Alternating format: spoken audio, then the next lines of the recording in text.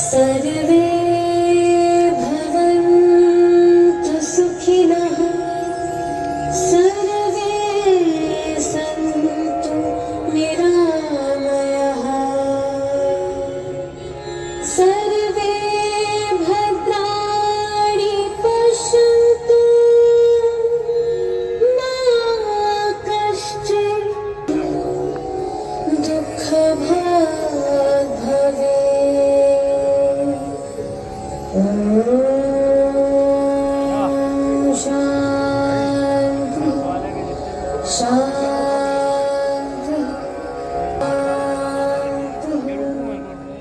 जोहार दोस्तों, मैं टीकू और अंग्रेजों ने हमारे आदिवासी भाइयों बहनों का जंगल, जमीन और घर छीन लिया है। मैंने सभी को एकजुट कर लिया है और उलगुलान का बिगुल बजा दिया है। हमने नारा दिया है, अबुआ दिशोम, अबुआ राज। मैं हूँ रानी दुर्गावती, गोंडवाना की शेरनी। मेरी वीरता और तलवार ने मुगल बादशाह अकबर की सेना तक को चुनौती दे दी। मेरे पिता राजा कीर्ति सिंह ने मुझे तलवार और घोड़े की सवारी सिखाई। यही शिक्षा ने मुझे एक योद्धा रानी बनाया। कांधे पे जोग का धनुष उठा के सीधी बन गई मैं, योद्धा बन गई मैं। हर सांस में आग का रंग मिला के तन मन धन गई मैं, योद्धा बन गई मैं। अब बनी हुआ है धोनी और आंगन है रणभूमि। अब काल भी आंख में आंख न डाले ऐसी ठन गई मैं, योद्धा बन गई मैं, योद्धा बन गई मैं, योद्धा बन गई मैं, योद्धा बन गई मैं, योद्धा बन गई मैं, योद्धा बन गई मैं। डॉक्टर बाबा साहेब अम्बेडकर हक किए हुंकार है। किए हुंकार है, भारत की पहचान है।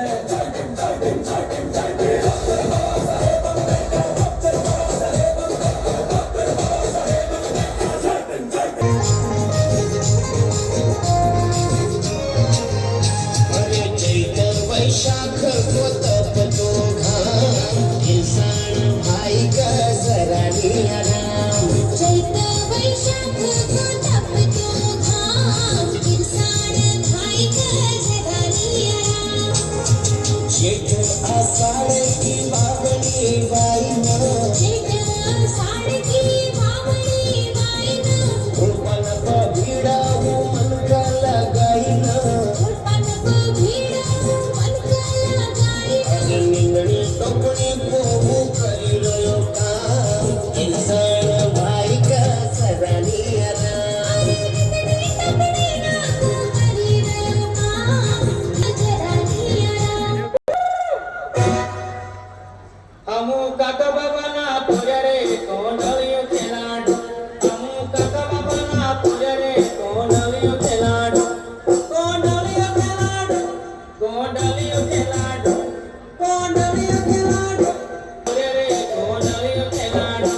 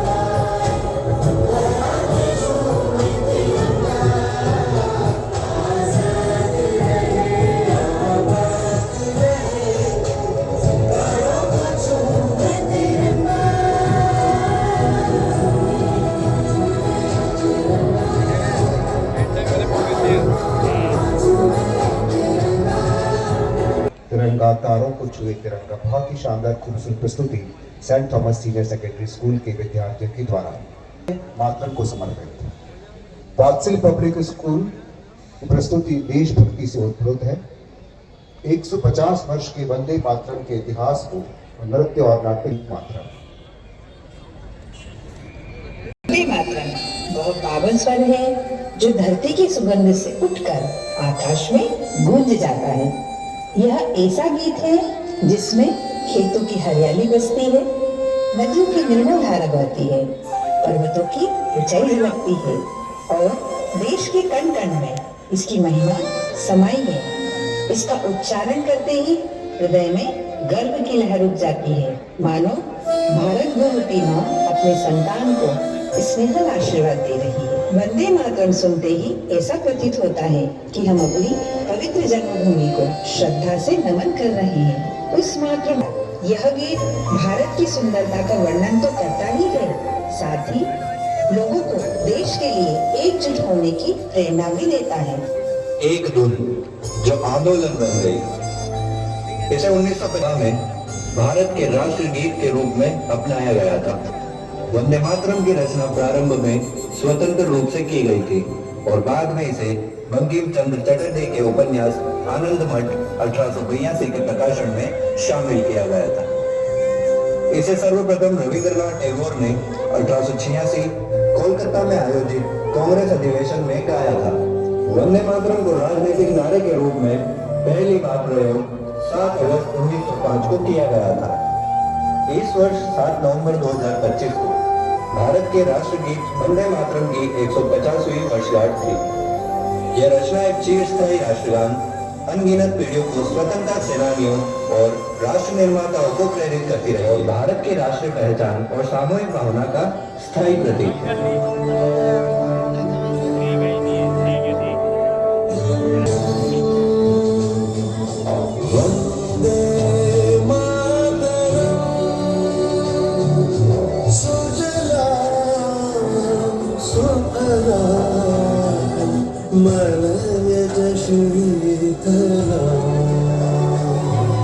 सस्य श्यामला मातरम वंदे मातरम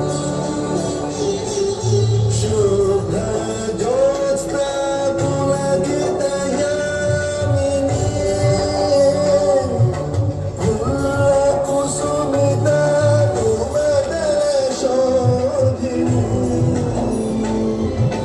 सुहासिनी सुमधुर भाषिणी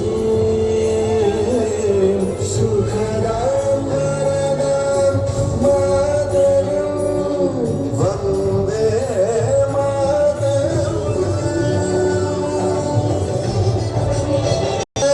कल कल निनाद कराले कोटि कोटि भुजैर्धृत खर खर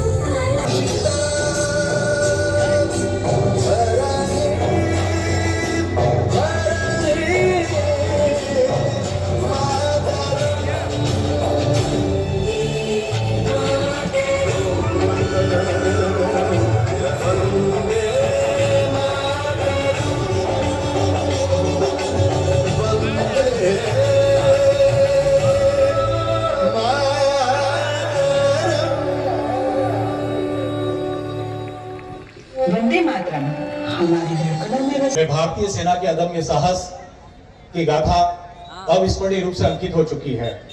जब सरहद पर ऑपरेशन सिंदूर में भारतीय सेना का नाम गूंज रहा था तो देश के अंदर second line of defence, that's called civil defence, जो देश के नागरिकों की जान माल की रक्षा के लिए अपनी सेवाएं प्रदान कर रही थी, यही सिविल डिफेंस बटालियन आज आपके सम्मुख है। भारत में सिविल डिफेंस की स्थापना 24 अक्टूबर 1941 को द्वितीय विश्व युद्ध के दौरान की गई थी और उसके बाद 1962 में चीन के द्वारा किए गए आक्रमण के समय इसको आधिकारिक मान्यता दी गई। इसका मुख्य दायित्व है विषम परिस्थिति, आपातकाल, प्राकृतिक आपदा, मैन मेड आपदा, उन सभी के दौरान आम लोगों की रक्षा करना। यह बल भारत सरकार गृह मंत्रालय के अधीन आता है और नागरिकों की जान बचाने का अपना महत्वपूर्ण कार्य निर्वहन करता है।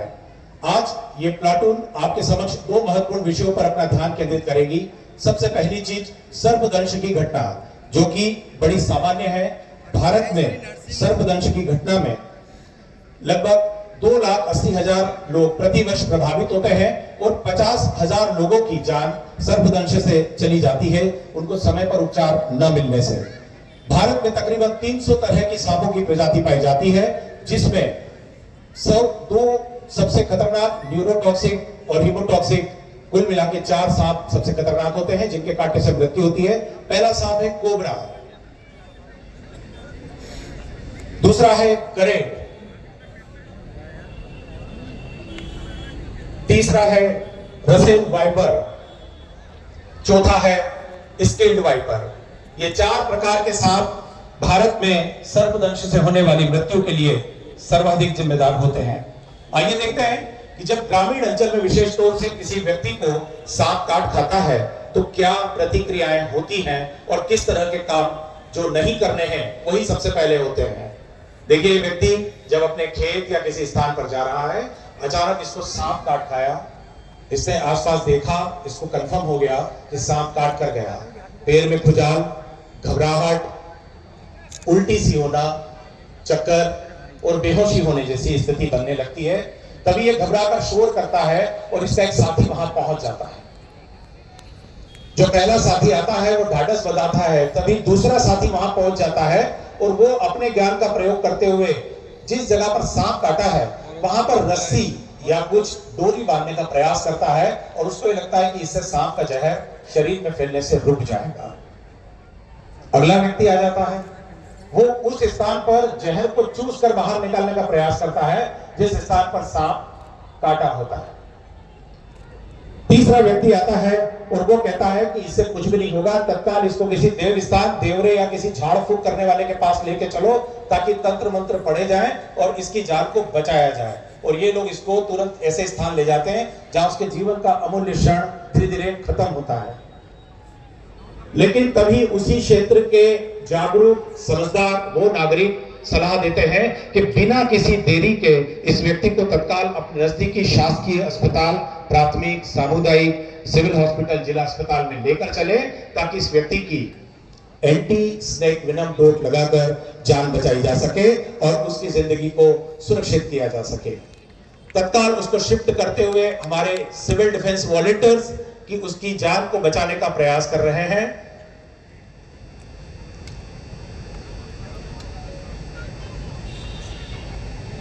याद रखें, सांप के कांटे में सिर्फ यही एकमात्र सबसे सही तरीका है जब हम किसी की जिंदगी को बचा सकते हैं। आइए बात करते हैं अब एक और घटना।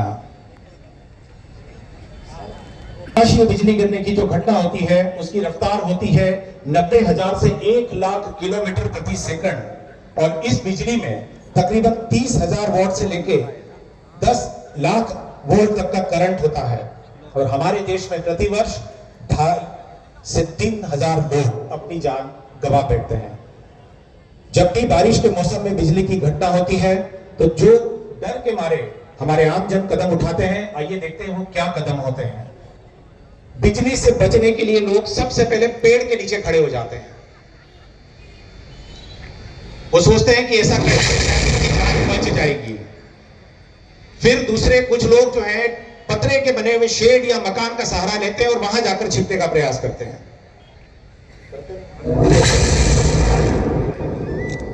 कुछ लोग जीर्ण शीर्ण अवस्था की उस बिल्डिंग में जो धराशायी होने की स्थिति में होती है लेकिन ये तीनों ही स्थिति खतरनाक है और इसमें आपकी जान जाने का संकट बढ़ जाता है।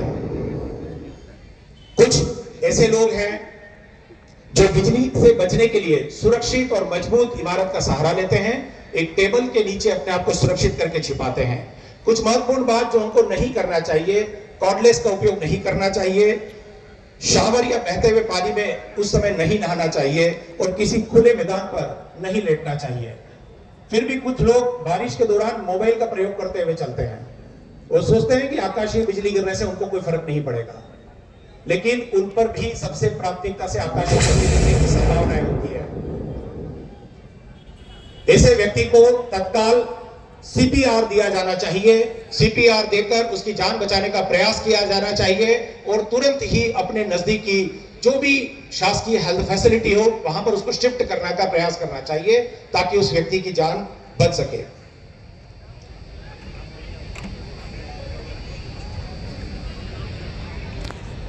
उस व्यक्ति को अस्पताल की ओर शिफ्ट करते हुए हमारी सिविल डिफेंस कॉर्प्स, अब आइए जो कॉमन सा तरीका है, जो सबसे सामान्य तरीका है उसको देखते हैं।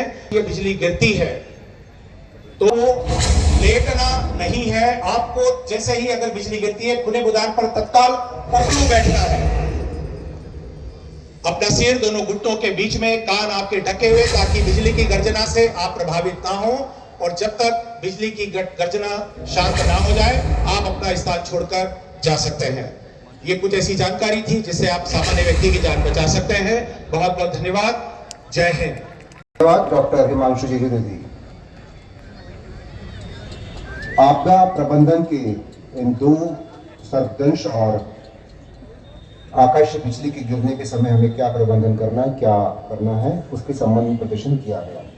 धन्यवाद डिजास्टर मैनेजमेंट टीम मंदसौर को। आइए अगले क्रम पर हम देखें मार्शल आर्ट का प्रदर्शन। मार्शल आर्ट क्या है? आत्मरक्षा, शारीरिक कंडीशनिंग और मानसिक अनुशासन की प्राचीन विधा है जिसमें शरीर के अंगों, हाथ पैर या पारंपरिक हथियारों का उपयोग करके लड़ने के तरीके सिखाए जाते हैं। पंचिंग, किकिंग, ग्रैपलिंग, मुक्के मारना, लात मारना, घुटने कोहने का वार करना, कुश्ती और जॉइंट लॉक भी शामिल है। ये खेल के माध्यम से आत्मरक्षा के गुण सिखाए जाते हैं जिसमें युवा एवं महिलाओं को शारीरिक मजबूत और सशक्त बनाया जाता है। प्रदर्शन आईपीएस स्कूल के विद्यार्थियों एवं क्लब के खिलाड़ियों द्वारा प्रशिक्षक धवल कुमावत के मार्गदर्शन में प्रशिक्षित किया जा रहा है, जिसके अंतर्गत खिलाड़ियों द्वारा मार्शल आर्ट, कराटे, ताइक्वांडो खेल का मिश्रण है। खिलाड़ियों द्वारा प्रदर्शन में पंच, किक, नॉन चॉप एवं ब्रेकिंग का प्रदर्शन किया जा रहा है। मार्शल आर्ट क्षेत्र में मंदसौर के खिलाड़ियों द्वारा कई राज्य स्तरीय, राष्ट्रीय स्तरीय खेलो इंडिया एवं खेलो एमपी जैसी प्रतियोगिताओं में पदक प्राप्त किए गए हैं। तो आइए देखें आईपीएस इंग्लिश स्कूल मंदसौर के विद्यार्थियों के द्वारा मार्शल आर्ट। प्रारंभ करें।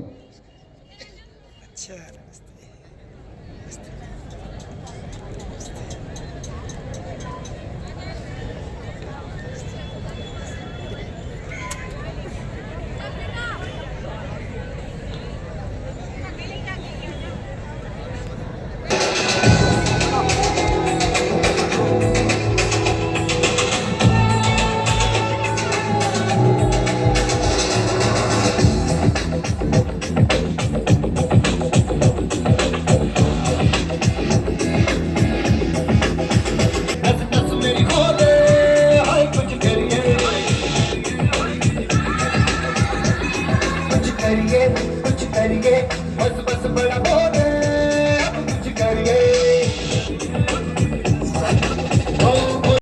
या करिए हर कोई बदल सिद्ध करिए करिए या करिए